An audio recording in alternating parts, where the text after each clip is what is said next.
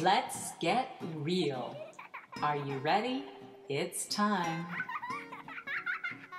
Welcome to Let's Get Real Chattin with Catherine, the online chat show where we discuss everything physical, metaphysical, practical, magical, social, and political, and everything in between.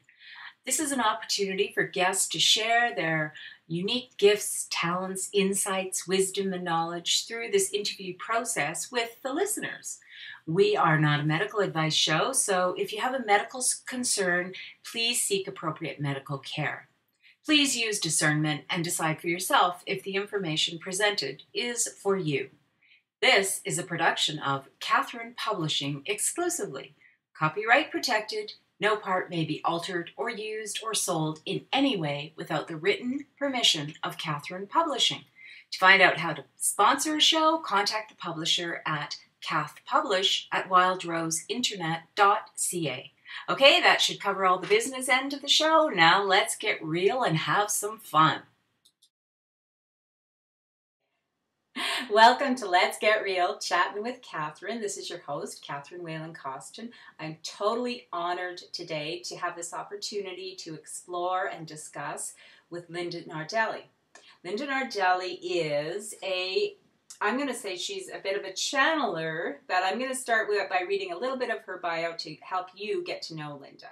Linda has held an integrated healing practice for the past 14 years, combining the direct communication of spirit guides with counseling, hypnotherapy, and energy healing. We're going to explore a lot about what Linda is doing and how she came to do it. And this is kind of a getting to know you interview with Linda. And I'm so absolutely delighted that she was willing to give us this time today. So welcome, Linda. Welcome. Glad to be here. It's a real pleasure and a real treat to kind of explore with you what you do. And I want to, because what you do is a little bit different than what a lot of people do, even people that do mediumship or clairvoyant or have those kinds of metaphysical gifts, what you do to me is a little bit unique to what a lot of people do. So what I would like to do is to start with, I'll say this, Linda channels energy and uses it to help facilitate people's healing and a bigger picture of consciousness. Is that what you call what you do, Linda? That's beautifully said. And it is different. And it's different in that I use channeling as a healing tool, not as much as an information tool as many other mediums do.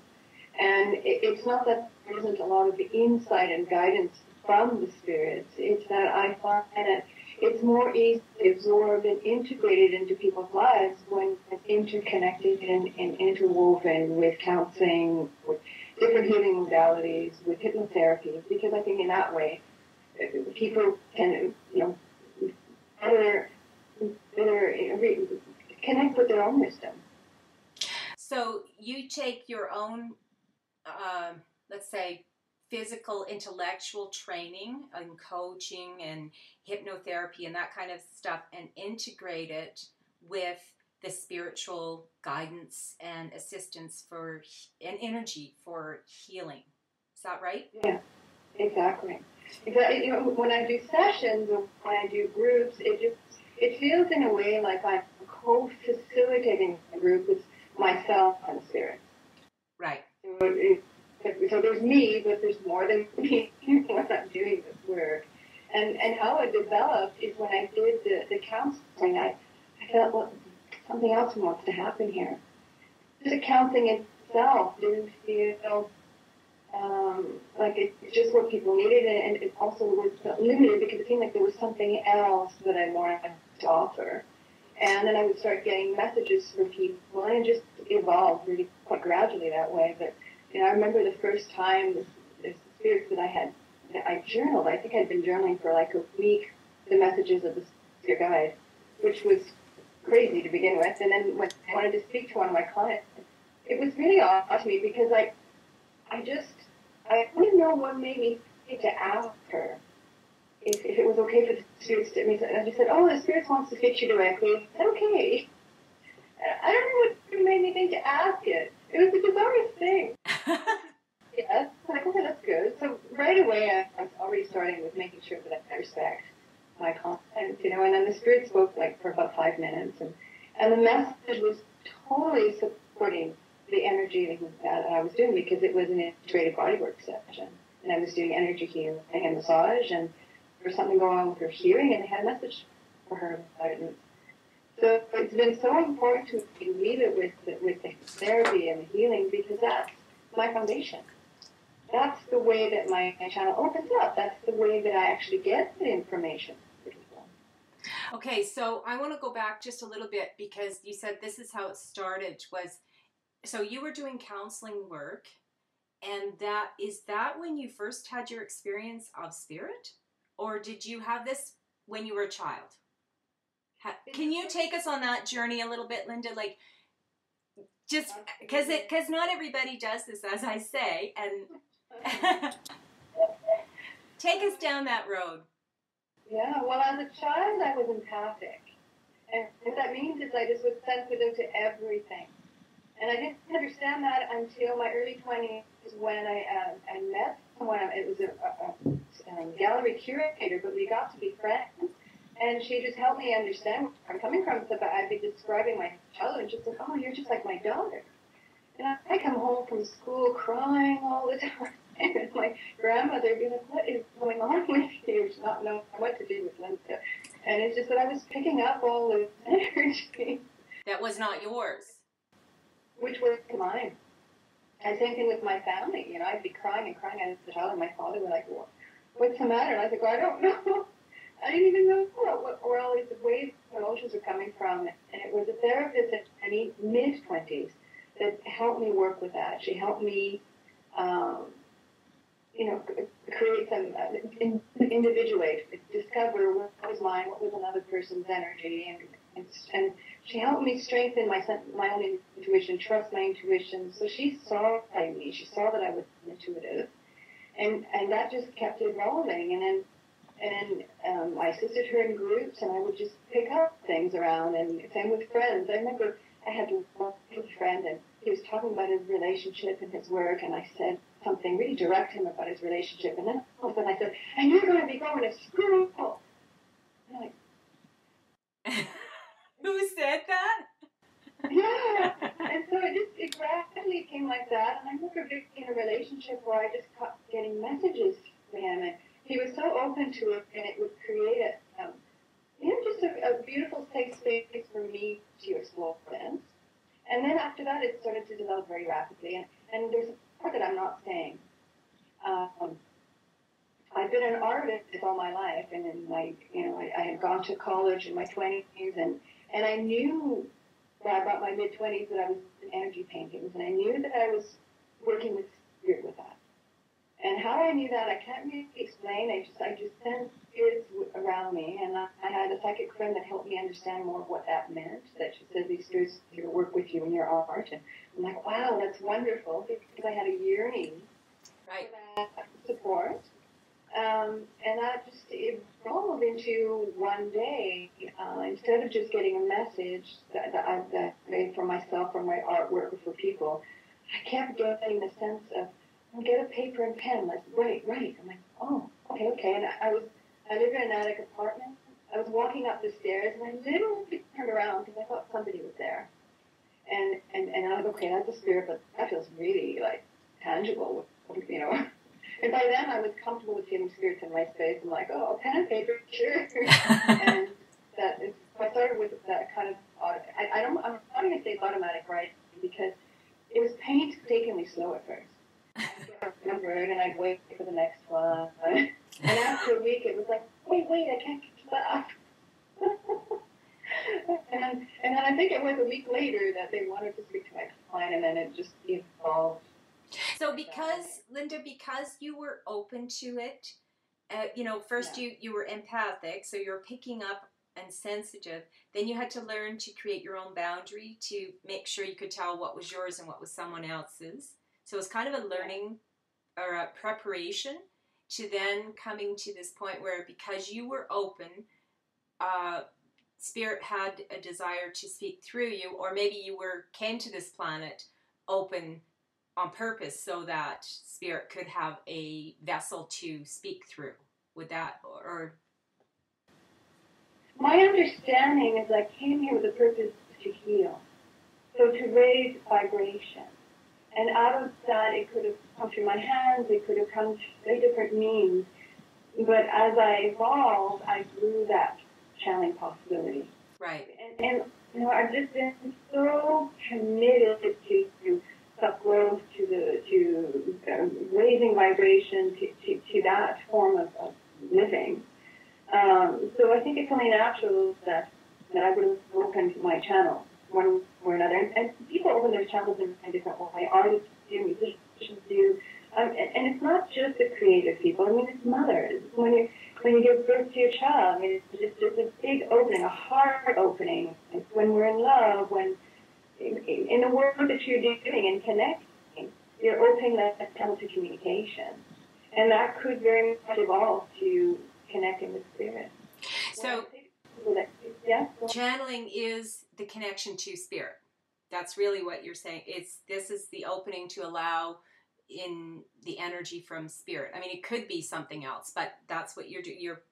Because you can draw in energy that is not of the highest, or you can draw an energy that is. Right? Like channel is an open place where energy can flow in, and wisdom, but it isn't always. I just want to, just because you open that doesn't mean you have to be cognizant of what you are asking to come in. Well, when I refer to channeling, I'm referring to opening higher channels. Yes, people can be open to lower vibrational beings, to lower vibrational spirits, but it would also be a reflection of a denser matter that's going on. So, for instance, if somebody is very attached in an ego persona or around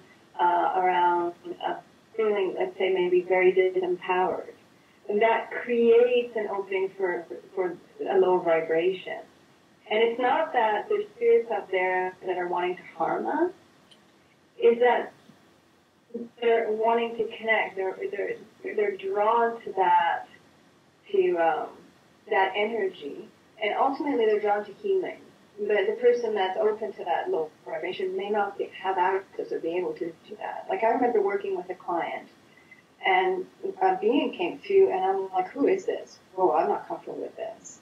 And then Massim Dia, which is this group of that I channeled, came in and explained that she was, they referred to her as being a sponge. They didn't say open. They just referred to her as being just so easily affected by everything, and not having learned those boundaries, not having learned how to secure her own sense of value and define her field and distinction with other people.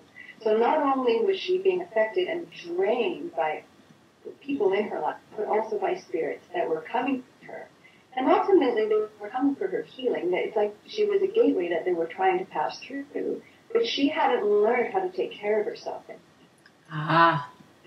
And so Massim says everything in this world, everything in the universe needs love. And so when a darker vibration comes in and it looks, or I mean, for some people it could look hideous, looks just, or feels so heavy and dark. Right. That's our perception of it. And our perception is because, they come in with a field of anguish. Maybe they've experienced something in another lifetime that was just so incredibly painful. Right. But that's part of the field of energy that they come in with. But that doesn't mean that they're a quote unquote bad spirit or dark. Right. Spirit. That's important to. Matthew will talk about that when they speak. Yeah, I was. So you referred to the energy that you channel kind of on a regular basis as Maziandia, and that's a name given to a bigger energy. Is several part. Can you explain what that is? How about that? Instead of me trying to define something I really can't. You know, when I first channeled the spirits, I channeled one only, and his name is Jesse. And, you know, when I was doing that writing, it was this one spirit. And I did that for, you know, I can't even remember. I mean, it might have been 2 or 3 months. And then it started not making sense. It started contradicting the messages. I just couldn't follow it. Like, what is going on? And that's how I would channel for me in writing, and I channeled for others verbally. And I remember talking to a friend of mine. He says, well, why don't you channel for yourself verbally? I'm like, well, I've never done that. Why don't we do it together? I'm like, well, okay. So I sat with him. We put the recorder on, and I started channeling. And Jesse spoke on my behalf to my friend and explained that I was opening myself to the whole team. And meanwhile, it was really difficult. I was getting headaches. I was feeling dizzy. I mean, it's just that it was a lot to adapt to. So this channeling, as much as it's wonderful to receive the guidance of spirit, it requires for us to keep evolving. And because the spirits, I mean, the way I show it is spirits are always speaking to us up here. We could be, you know, in the middle of dense 3D matter and struggling with emotions and struggling with conflict. And they're not going to come here to talk to us. They always speak to us from a place of ascended love, from a place of higher compassion. And so oftentimes, from here to here, you know, it's difficult to understand what's being said. It's like if only they can come down and say, okay, you have to do this, A, B, C, here's the manual. But no, we need to do our own growth, our own processes in order to join that I call that frequency. Okay, well, I'm starting to sense them around. And so what I want to do before I ask Spirit to come in and talk to us is I want to ask you to tell us, where do you go when that happens? Where does Linda go when Spirit is speaking? I really appreciate that question. I stay right here. I'm right here. I'm a conscious channeler. And so I could sense them working through me, and I'm working with them. So when I'm working with a client, for instance, I'm sensitive. I'm an empath. I'm sensing... Oops, I gotta turn my phone off. I'm sensing the person's energy. I'm sensing how the person is interacting with the message. I'm sensing this. You know, is that person deflecting the message, or they're really resonating with the message? And I'm working with that as a healer the whole time. Also, I mean, I could sense the spirits working with my subconscious energy. So they're, you know, I've done so much hypnotherapy and different work that brings the conscious mind and the subconscious together. And that's the beauty of this. I mean, channeling is that place in between, the in-between of the conscious mind and the deeper conscious coming together. So when I'm channeling, it's a state of balance. I feel so amazing. And there is that's really, really beautiful. It's like, well, you know, it's like painting and losing track of time.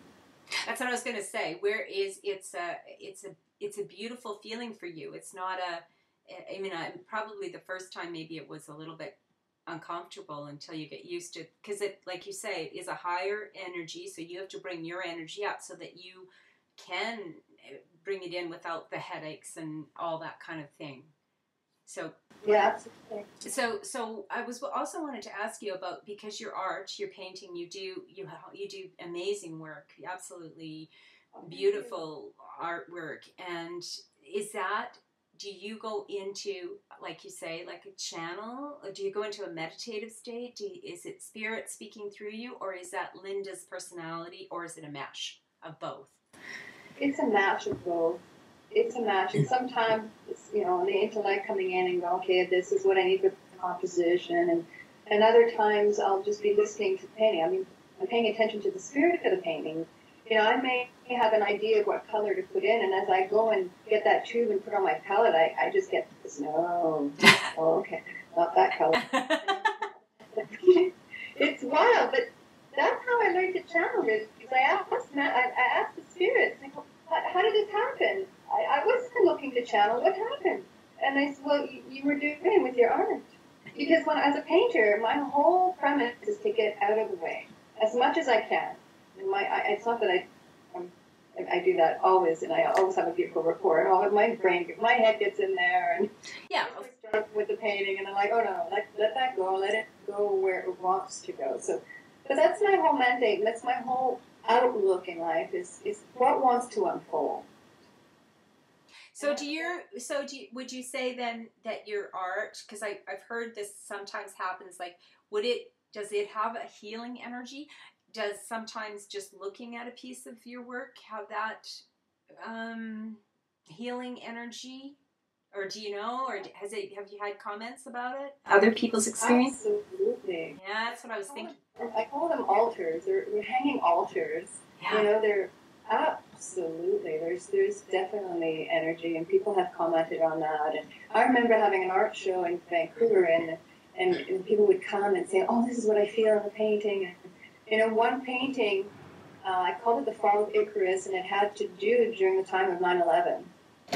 And I painted it during that time, and this woman came around and she described the feeling of ascension, the feeling of spirits going into the afterlife. I'm like, oh my God, that's what the painting's about. Wow. It's so amazing to have that reflected back. Yeah. So that confirmation that what you were putting into it was what actually did come out for that person. Yeah. Probably everyone has a different experience of it, I'm guessing, but yeah.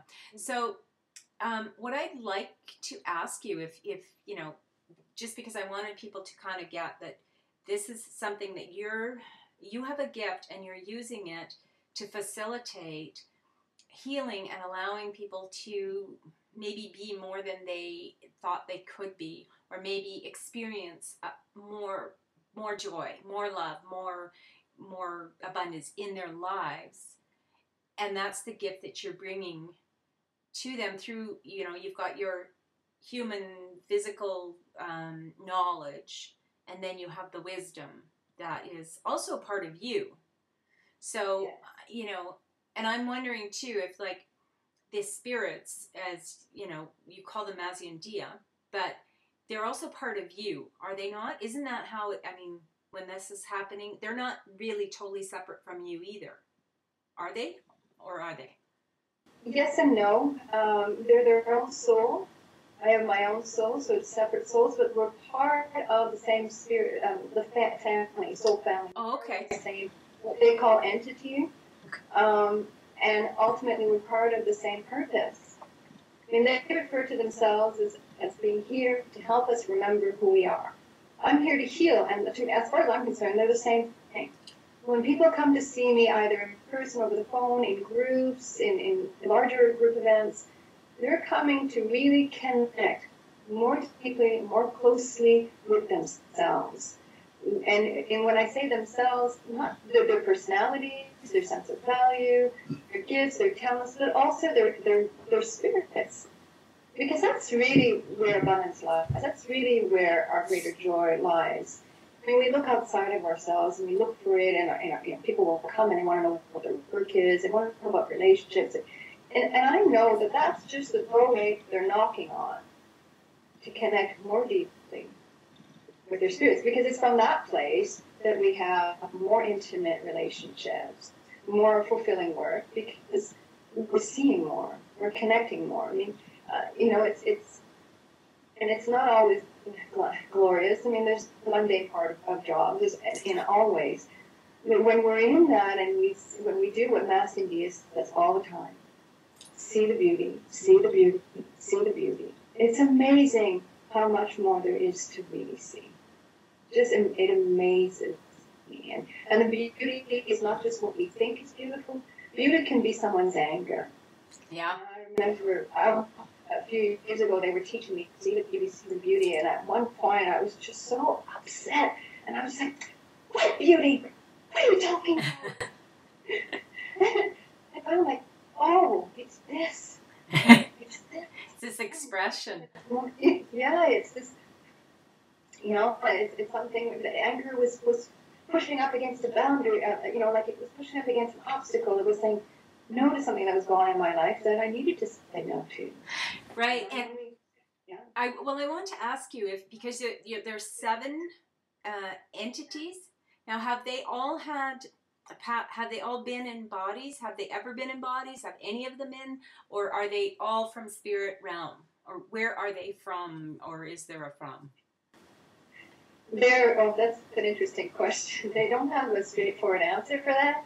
Okay. They refer to themselves as being from a planet, from a galaxy 8 times removed from this one, from a planet that has no name, because from where they are, there's no naming the way they are here. And it's only because they're closely interconnected with the Earth dimension that they can actually name themselves. So when I sense or when I see them, I don't see them the way I see this table or the way I see you on the screen. It's a sense of these beings of light. And it's like a rainbow beam of light when I see the 7 together. And some have been in earth vibration, some are now in earth vibration, and they're in spirit. Some have gone into ascension, so they work as a team. You know, one of them is called the Source, and when I connect with the Source, there's just a vastness of beingness.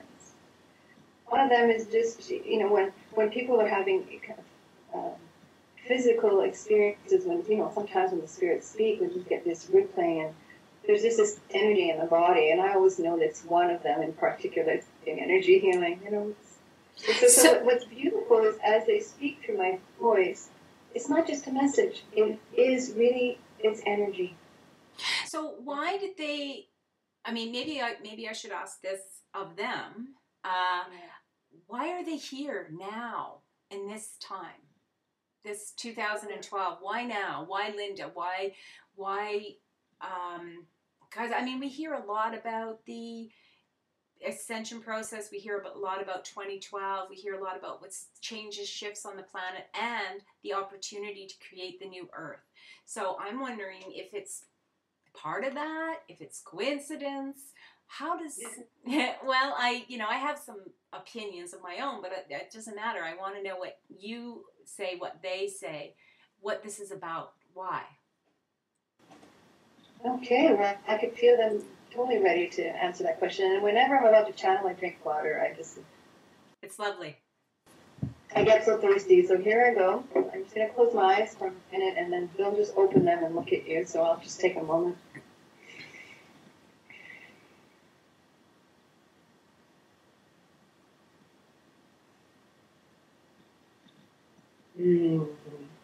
We have a very important answer for that question. Why are we here?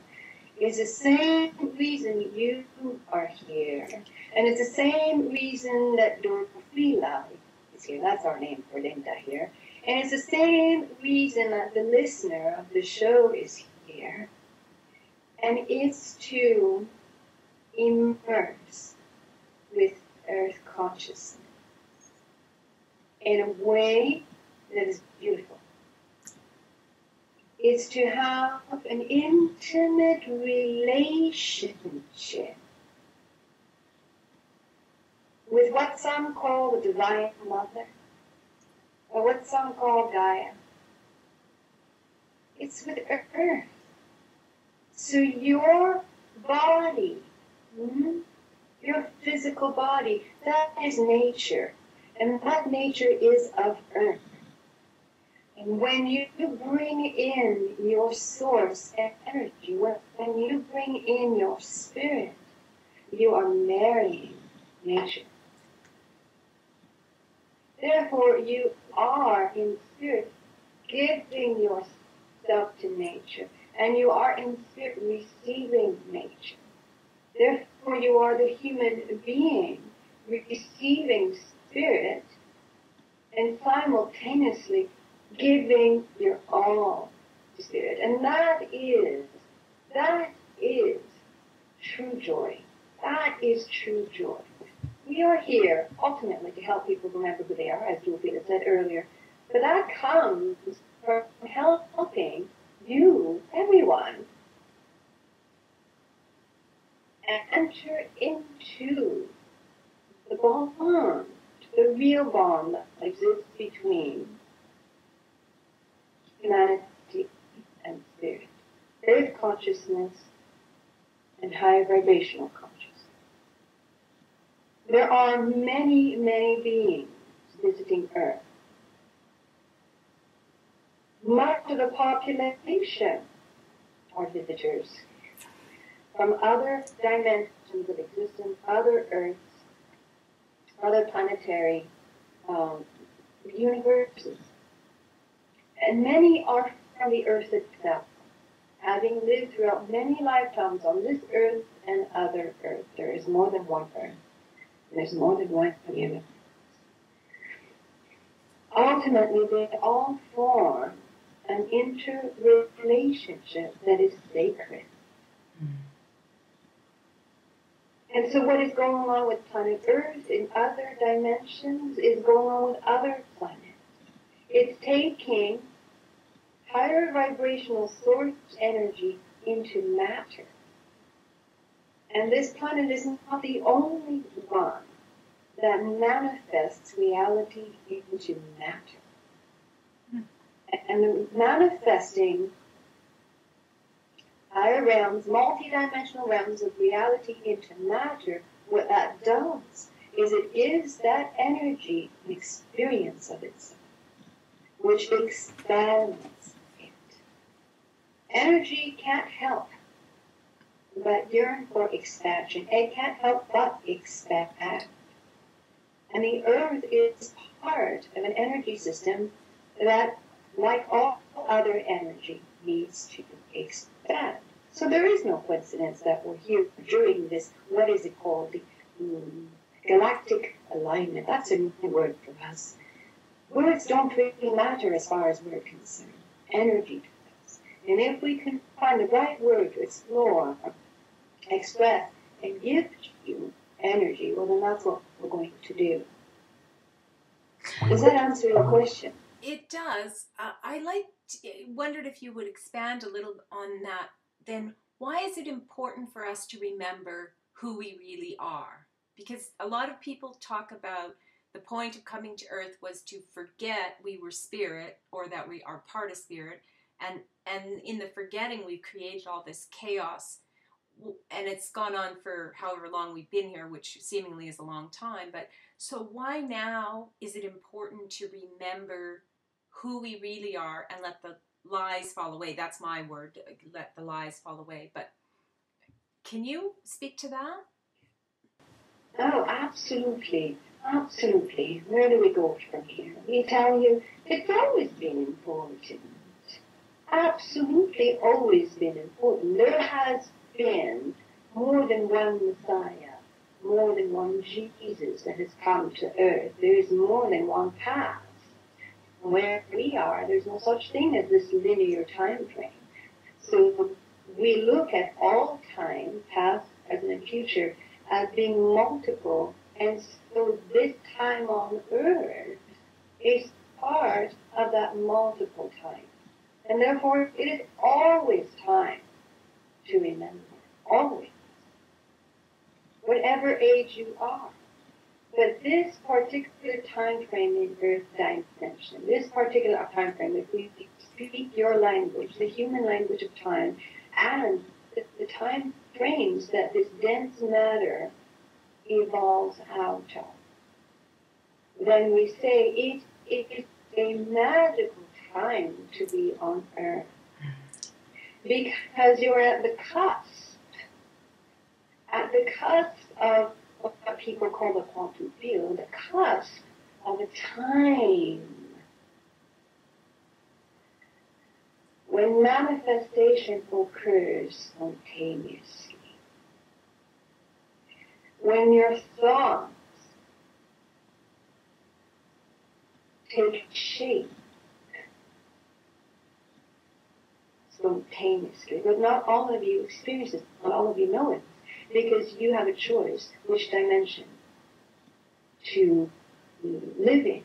You can live in the three-dimensional dimension, the 3D, the dense matter that you're so familiar with, which in most cases is living within the nature of your body with very little interconnection with spirit.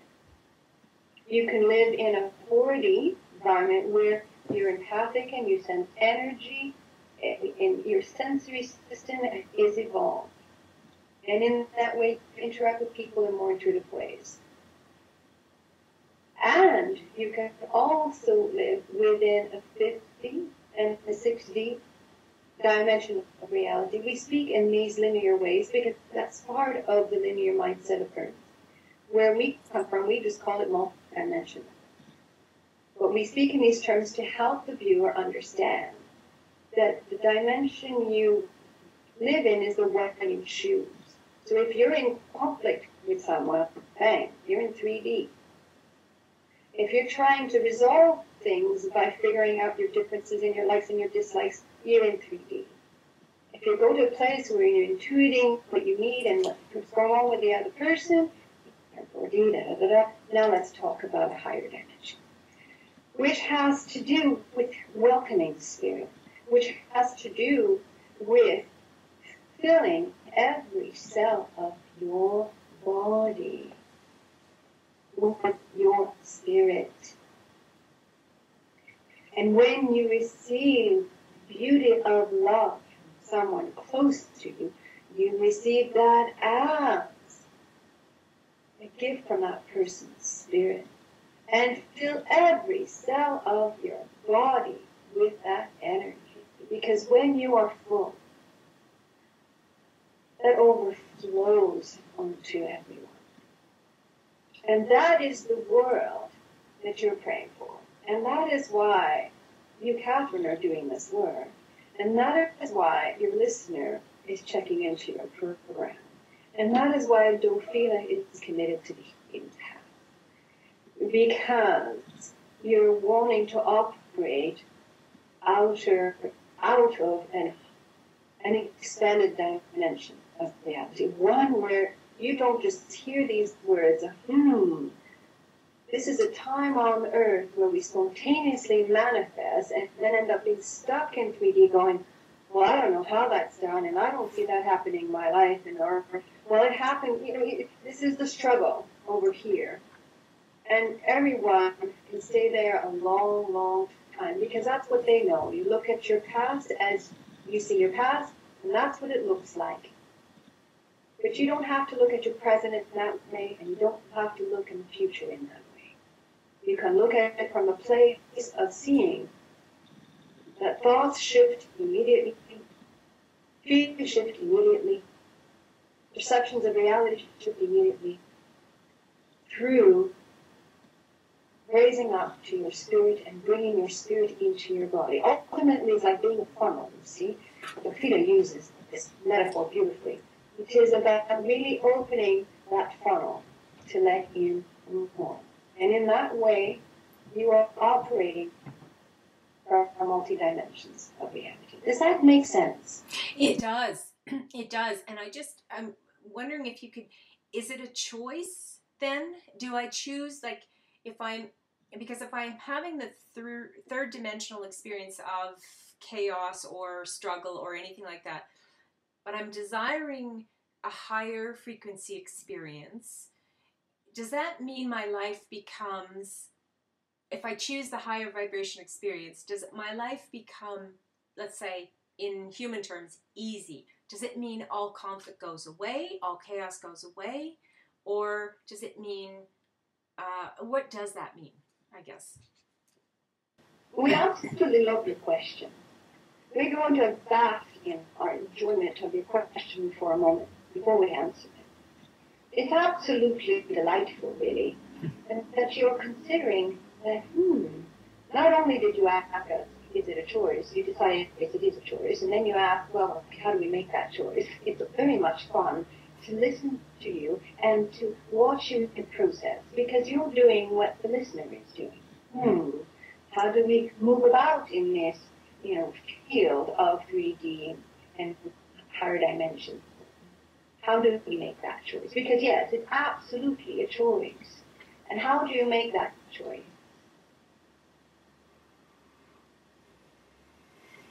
Let us use the example of the chaos that you mentioned, because absolutely three-dimensional reality is dense in chaos. Because it's dense in forgetting. Dense matter, take the dense matter, that's the small end of the funnel. You get all this higher vibration, you get all this creative endeavoring, and as you pass it through the small funnel, you find yourself in difficulty and challenges. Maybe you have a great idea, but you don't have the finance.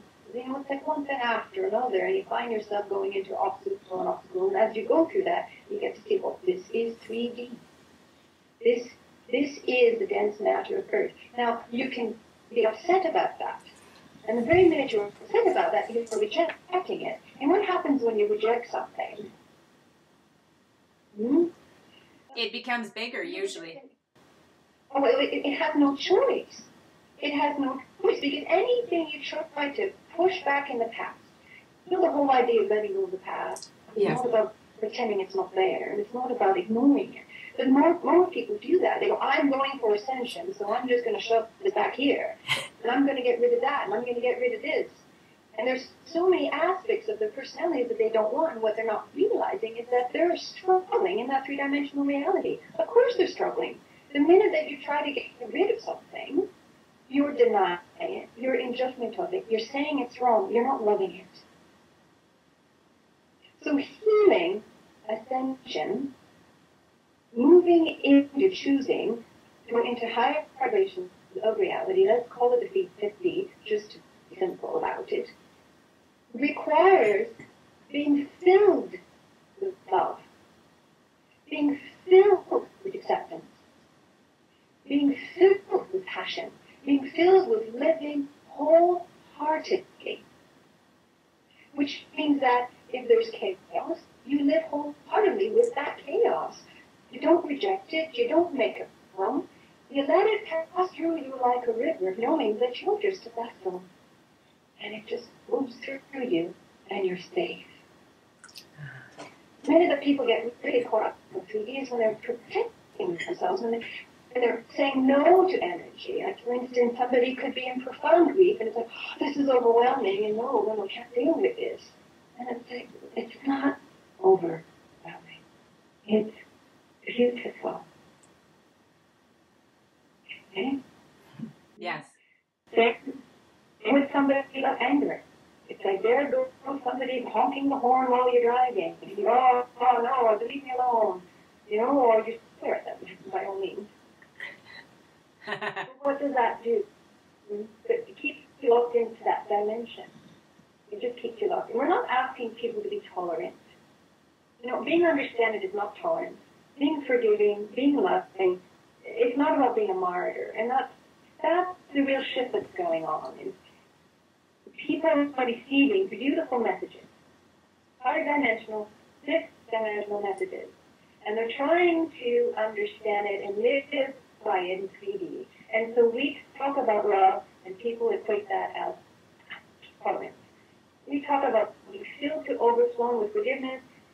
People think of it as a burden, something that they have to do. Right. But the minute you have to do something, where's the choice? Right. And so that's the dichotomy that is going on right now in this dimension of, at this time on Earth. It's an amazing time of choice. Yes, I feel that too, and I feel, you know, I said this earlier this morning. I feel like we're so close to peace. I can almost taste it. It's so juicy. It's so, you know, and that's kind of what I was wondering is if it's a choice, and which it seems, yes, it is a choice, then I can choose to have an experience of peace on earth, manifesting what I want in a joyful manner. I can actually have that experience, even if the person standing right beside me chooses the 3D chaotic experience. I don't have to experience that if I choose different. Am I right? Can we have this same planet, same people, but different experiences? You know, I'm back in, and I just want to share something. I just want to share something. You just took their message and put it in a nutshell. You just shared it in such a beautiful way. That choice is really about, you know, if for us to be in a fifth dimension, doesn't mean that the rest of the world has to be there too. You know, for us to know peace on earth, it is, you know, that we may end up looking at the news at some point and going, what is going on in this world? Yeah. even. Other people are choosing a different dimension. And the spiritual system is very interesting about that. Oh, we are very excited about not your question, because you're really sharing a spiritual wisdom, very much so. And what it boils down to is more and more and more these different dimensions are going to suffer. And so those that choose the 3D and stay ensconced within that reality, those that choose this dimension, not going to separate and become true reality. It's going to become two worlds. We did say there's more than one Earth. Yeah. So there will be an Earth that evolves into fifth dimension. And there will be an Earth that remains and even digresses. Okay? Which one you're on will be dependent on your choice. Now, that's going to take hundreds of years still. In your dimension, from where we are, we see things a bit differently. So what we're wanting to explain is your dimension that you're in the in-between of these worlds. And with no idea how many spirits rush in to be activating in 3D dimension, or not even the right, in denser dimension, in Earth consciousness during this shift, because it's very exciting. Because in a state of choice, you are free. Free. People think, I can't wait to the fifth dimension. I just want to be at peace. But this is where there is so much potential for soul evolution. It's at these times of cup. And that has gone on in Earth realities before. I want to share something with you, Linda. While you are speaking, and I've noticed this happening, and I don't really think it has to do with the camera, but the energy, as the more energy comes forward, the image of you becomes blended with energies. It's like the background almost disappears, because as you, right now, your image is becoming clearer and clearer as Linda.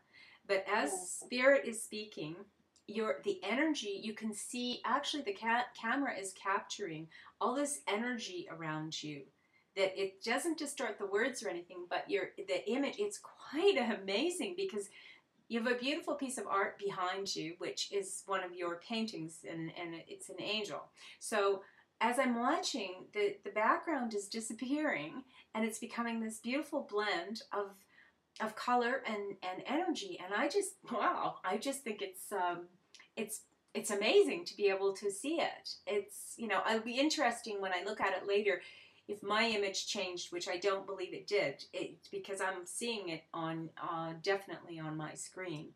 I just think that's the power of the energy that's coming through, and the technology we have hasn't quite caught up to being able to pick that up. Yeah, that's exciting. And furthermore, the first thought that came to me was, besides enjoying the joy that I'm hearing in your voice, is like, who needs drugs? Exactly. I just had that conversation. I've been trying to have that conversation with some young people lately. That because of an experience I had, which I'll share a little bit. When my son recently was killed in a car accident, he had a lot of young friends who had a really hard time with the process, and so they, they used alcohol or drugs or whatever to kind of numb it, and they used all kinds of excuses for it, and I understand that. I do, and I understand that it's very painful, and it's really hard when you're young to see one of your friends go into another dimension, and especially if you don't have a deeper understanding. Now, for myself, I feel like I went through transition with him, so that I could accept what happened at a higher level. I still will say I have experience of the physical loss, and I'm still learning about that. But it's what Mazzy and Dia said earlier, to love the experience, love the grief. Like, it's an experience which we cannot have without this physical body. And it's the physicalness that we're feeling. And if you numb it, but with alcohol, or you escape it, or you whatever, you're missing out. You're actually missing out on the best high, the most excitement, right? The real smell of a real rose, the real scent of heaven, that you know, the real experience of this earth experience. And I mean, I'm not trying to tell people, you know, absolutely terrible thing, you know, alcohol and stuff like that. But when you use it to numb yourself, then what's the point in being here in the physical? Mm-hmm. Mm-hmm. Well, we do it in so many ways. I mean, we do it with feelings we don't want to hear, we don't want to hear, we do it by, you know, pushing people away, by not hearing one another, by judgment. We do it with substances, news. I mean, addiction is seductive because it's easy. Yeah. What I've just discovered is feeling is actually easier. That's what I was going to ask you. I was going to ask you to say is we try to avoid something because we think it's going to be painful or uncomfortable. But if we do accept and even embrace our anger, our grief, our discomfort, we could go through it a lot faster and easier. Would that be right? Absolutely. It's like any symptoms, illness. I mean, when we really take the time to listen inward, it shifts. That's what Matthew Dia says all the time. Feel everything, feel everything, feel everything. Then we're touching those parts of us with our being, and that's euphoric. I mean, when we feel a feeling, like anger, you said as an example, because that's a feeling that most people try not to feel, you know, we want everything to come, you know, what? Yeah, nobody wants to be angry, but everybody is. There you go, you know. But what if we give ourselves permission to feel it? Well, something happens. Yeah. But part of us is outside. It's like, oh, I have company. Feelings need company. It's, you know, coming into the earth plane puts us in touch with duality. In separation, that's the 3D dimension. But as we evolve that, as we look to a higher dimension and choose that higher dimension of being, what we're looking for is a marriage in feeling, the place where duality merges. Right. And so when we really welcome, and it's not even the word accept, but when we really welcome what we're going through, like group peace, like you mentioned earlier, it's you get in touch with your son that way. The spirits have a message for you about your son, and I want to know if I have permission to share that. Absolutely, yes. Okay. Absolutely. Mm-hmm.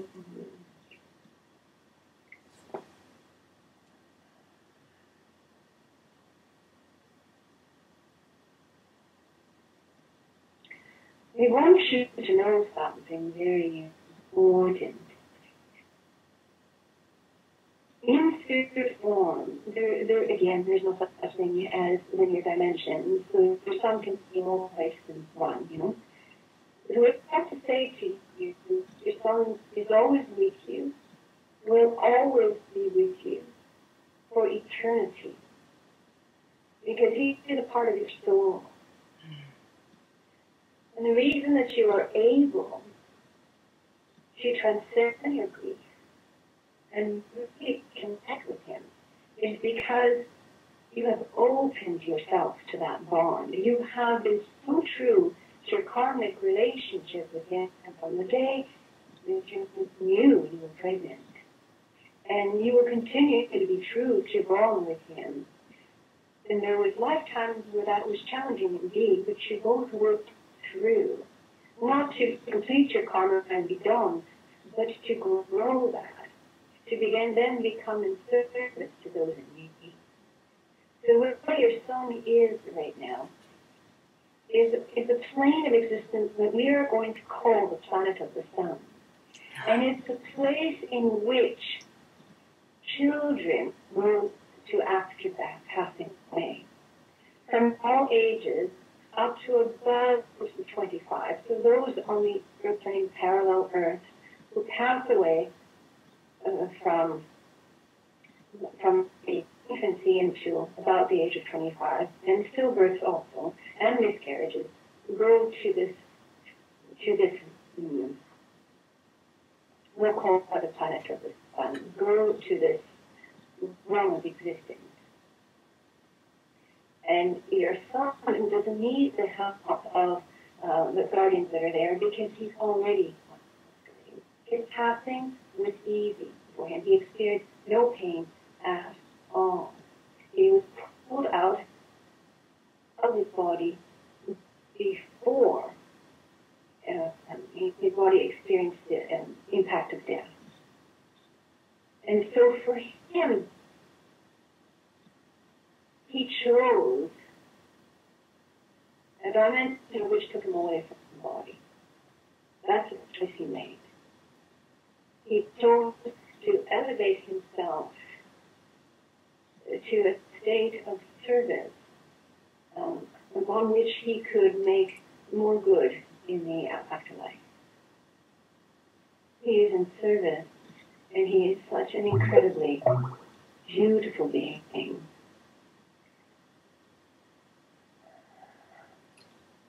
I had that belief.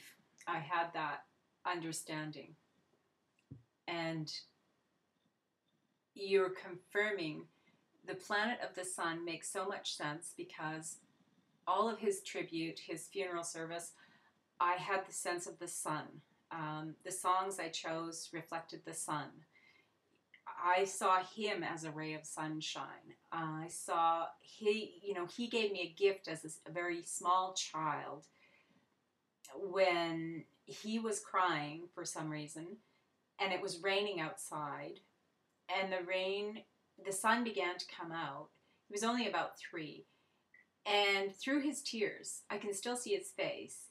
He was smiling, and he looked at me, and the sun was touching the raindrops as they were coming down, and he said, "Mommy, the sun is dropping brightly." And I remember the enunciation, the way the words came out, and I looked, and I could see it was true. It was like it was sun drops rather than rain.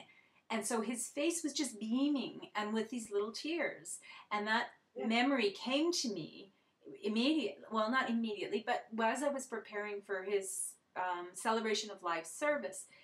And that is exactly how I felt. And that's why I have not felt, yes, the physical sadness and so forth, of course, but at the same time, I feel his presence. I feel his working with me, his helping me. I feel him with me. So I don't quite relate to that kind of loss when people say I've lost something. Because I've experienced other deaths. I've experienced the death of my father when I was very young, and that I felt a loss. This is different. It actually, if I could use this word, it's funny that I would say this, but what I feel is I gained, I expanded with his transition. Yeah. Yeah.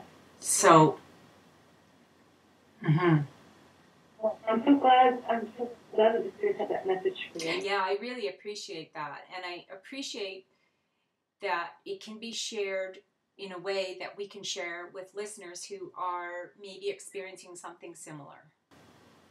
Yeah.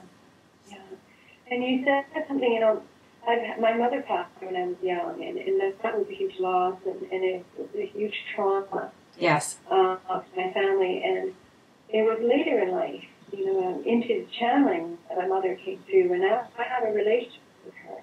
When my grandmother passed away, I had this kind of working relationship with her, but I had a moment of feeling her with me. She loved opera, and I went to see an opera, and I found myself inviting her. I said, I called onto her spirit and said, come be with me. Let's enjoy this together.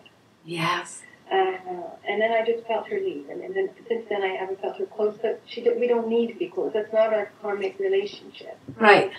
What I want to say to people, to listeners, is in the fifth dimension, the choice we can make is to extend ourselves to those that have passed away and to create an opening. Not to call them back to our pain, because that doesn't support the revolution. That doesn't help them expand. If our call to them is one of I can't without you and we're held in so much grief, some of them, if they're not part of that karmic relationship with us, if they're not part of helping us heal that, they may need to keep a distance from us. But ultimately, there's no need for that distance, because the veil between life and afterlife is very thin. And they may have to move on to do their own work. They may have to, we can't, that's why, I was cognizant of that at the beginning, was saying to people, please don't hold on to him, because I didn't want them interfering with his natural path, whatever that might be, So I think that's really important to know. Gee, Linda, this has been a long interview, and I'm so loving it. I am, and I'm so loving that Spirit has been so willing to share so much, because there's been so much that we've really helped expand consciousness and understanding. So what I want to do is ask you to, if there's anything Spirit would like to share with the people watching, message. My God, that is so amazing. The visual of you has just become extremely clear, and it was so busy with energy that it was almost, well, it's funny. It's funny to me. I find it so exciting. So is there anything else you would like to share before we close up? I just, when we began the show, it's your honor to be presenting the show. And for me, it's an honor to be offering the challenge, and it's an honor to integrate that with the process work that I do. I know that's not clear. People always know, what does that mean? What does that look like? And what it means is a bit of what we did here. After the Spirit gave you that message, you took time to talk about it. Right. In a sense, I'd be supporting someone to feel that. How does that message feel in your body? Like, for instance, the visuals that you see. And I'd be exploring how does that make you feel? What's going on for you in that experience? Because there have been moments where I felt so much joy in you, and I felt that all along my shoulders, and I felt that down my back. And in a session, I would be exploring that. Let's let that spread throughout the body, so that people could start to really have an intimate and cognitive relationship also with that process, so that they could do that in the rest of their lives. And that's one thing that happens. Every session is so different. I had one person just the other day, the message from the Spirit supported her to remember her record, her wisdom record, and we brought her in and deeper, and then afterwards I followed it with a meditation on connecting with the Akashic record. And she came out of there going, oh my God, because she longs for that in her life, to connect with her own wisdom. So it's so beautiful to see it take root that way. So when people are having that longing, that feeling, or people are watching this video and they're feeling a connection, gee, I'd really like to do that. Can they work with you personally, Linda, like on a one-on-one, or is it a group, or how are you doing your work these days with other people? I know you do some group, but I just wondered if there's more. Well, I do either the private sessions in person or over the phone, and what I found when we did work over the phone, and it's just, it's like I could feel people, whether I'm listening to the voice or they're in front of me. I remember doing a session with someone, and I guided her to feel her emotions, to feel what was going on for her, and then I was saying to her over the phone, oh, you can just let the tears roll down your cheek, that's okay. And I'm hearing myself say this, going, why am I saying this? And afterwards, she started to come back to her alert state. happened to me with you too. I a few years ago there was and it was so spontaneous, and there's no way I know you didn't know, because they were just gentle tears that's just pouring, and you seem to know that what's going on for the person. That's powerful. It's such a beautiful place to share with people, and yes, people come when they're wanting to really connect with themselves, wanting to expand, or maybe there's something going on, relationship issue, or work issue, that there's something that they know, hey, there's an obstacle that doesn't need to be here, and they just need to move through it. What sometimes I call those obstacles, it's like a mism, something that it's like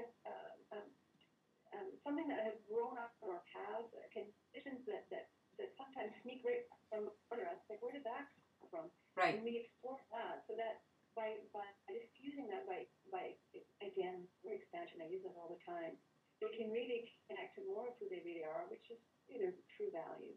So that happens, like I said, in private sessions, but it also happens in groups. I do a visionary group, and I'm starting the next one in September, and I'm going to do it in 2 places. And I'm going to do one in White Rock and one in Vancouver.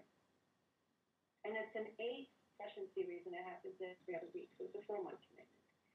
In that, the group, there's so much healing that happens, not just everybody in one's process, by witnessing other people in the process. Right. And we do it checking in, and it's all around living the highest vision of themselves. And what do they need from the group to sustain that, to support that? What do they need from, and it could be feedback and ideas from the group, and from myself, practices we do, processes we do, and also, of course, the guided messages. That's awesome. Guided messages will guide people in process. And in that way, we really drop in, not only to core issues, but we drop into the place where we go beyond mind, beyond trying to grapple through things, and go into that. I call it the inner mysticism. The place where it's unknown, but it's rich with wisdom and rich with insight and so rich with possibilities and that fifth dimension. Well, and you also share the wisdom that comes to you on a regular basis through your blog. And are you not writing a book, or is it? Yeah. Is your book ready to be talked about, or because I know you've been working on it? I've even blogged about it, but it's not ready for publication. But it's coming. Should be juicy. It should be really juicy, because that's powerful. Because that's the other thing because I'm a writer too, that's something that I connect with, is that the energy that comes through in the book form. And that's kind of why, although I like the medium of the ebook and that, because it makes it more accessible to everyone, but I still have such an attraction to the written book, the physical book that you have, that holds that energy, that having it in your house can, I feel that usually when you have done sessions with me, you've recorded it and sent it to me, so I have the energy of the experience on a CD in my house. So absolutely. So I'm looking forward to your book. I do want to have it in print form, because I want to include images, photography, and my art. Yes. I find that's another way of processing energy. It's visually. Yes. And that was the initial impetus for the book, and also the master Dia asked me to write one, and gave me the chapter title. And it's been a long journey, because they give me messages I then need to explore and learn and go with myself. And find a way to talk about it, because when Matthew speaks, it's conversational. I transcribe it, and then it's like, oh, this looks different in written form. and it needs editing, it needs some reworking, and sometimes it needs some further exploration with them, where I'll say, right, like you ask them some questions so they can elaborate on their message. I do the same thing in the book. Nice. So it's being a partial dialogue, partial storytelling. Yeah, it's going to be very juicy. Yeah, I think that helps people to come with you into the story, to come into the journey with you. That's. I talk about myself in a bit because I find that a lot of channel material, that's what it is. It's a message. Right. It's information. And it's a lot to take in. It's a lot to chew on. And then how do we bring it into our lives? That's one thing that I look at as I'm working on chapters is you know, the chapter on letting go. Well, that's nice. You know, the spirits say, let go. That's pretty much their message. You know, and they talk about the ways that we're not letting go. I was like, okay. But meanwhile, you know, I share about how that is for me. Yeah. Which you bring it to the physical. You're like the bridge between the two worlds to help us to raise our vibration and to be in the world in a higher frequency and to know we have choice. That's what I like. Yeah. We know there's a lot of power in that when you recognize it's a choice. What do I want to choose? Joy or love or fear and chaos? You know, I can choose it. So and to help people know that there is no wrong choice.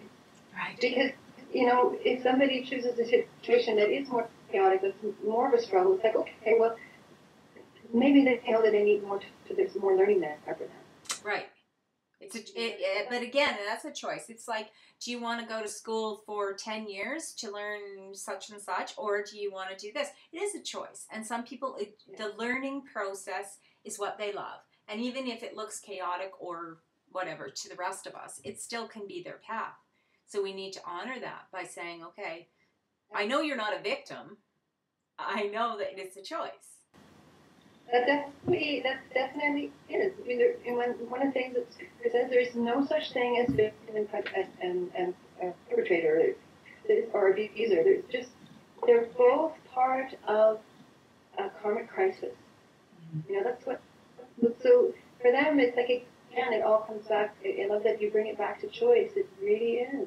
Yeah. And again, to not make any choice wrong, because sometimes as a healer, I mean, I have a capacity for intimacy and communication. I can go right in, and not everybody else can. So, you know, part of being a healer is really respecting each and every person's individual pace for healing.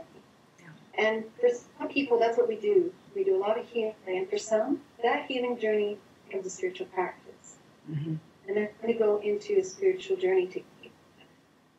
So I'm either part of people's healing journeys or spiritual journeys, depending on where they are and what they're ready for and yes, that readiness is based on choice. Absolutely. Well, you know, I think the thing too is, Linda, you do have your personality is inviting. It's soft, it's gentle, sometimes spirit will be very firm with people. I know that. That can happen. Sometimes we need to hear it that way, just like a good parent, you know, like smarten up, you know. But I think what's nice is that I never have a feeling of judgment from you. I never have a feeling of judgment from spirit. I always have a feeling of love, of sharing from that place of love. And even when you're bringing your human knowledge and wisdom, the counseling tools and whatever, it's still coming from a place of you empower and you offer that sort of, I don't know, safe place to explore.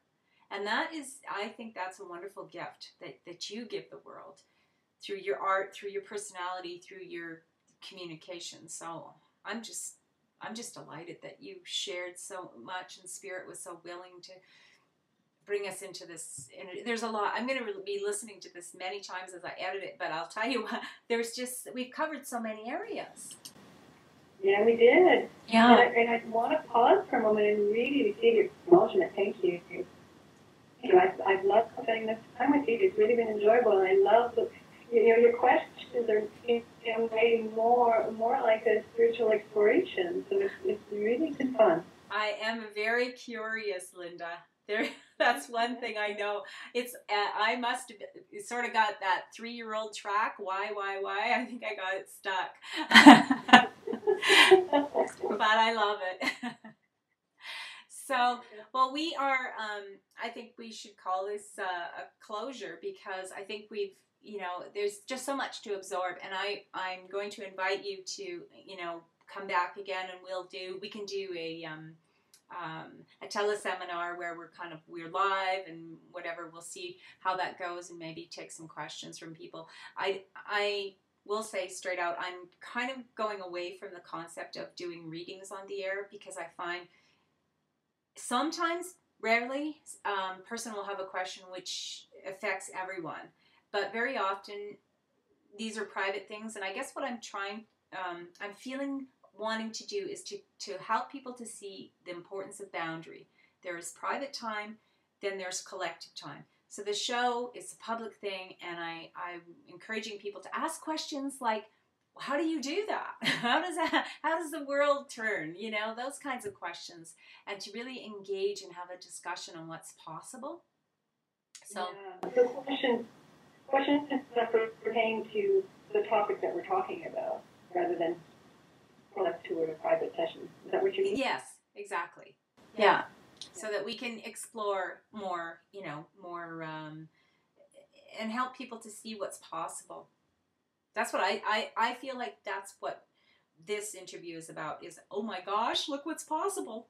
look what's possible. We really can have this. I am serious. I really feel like peace and harmony is so close to my mouth. I can just almost taste it. I can smell it.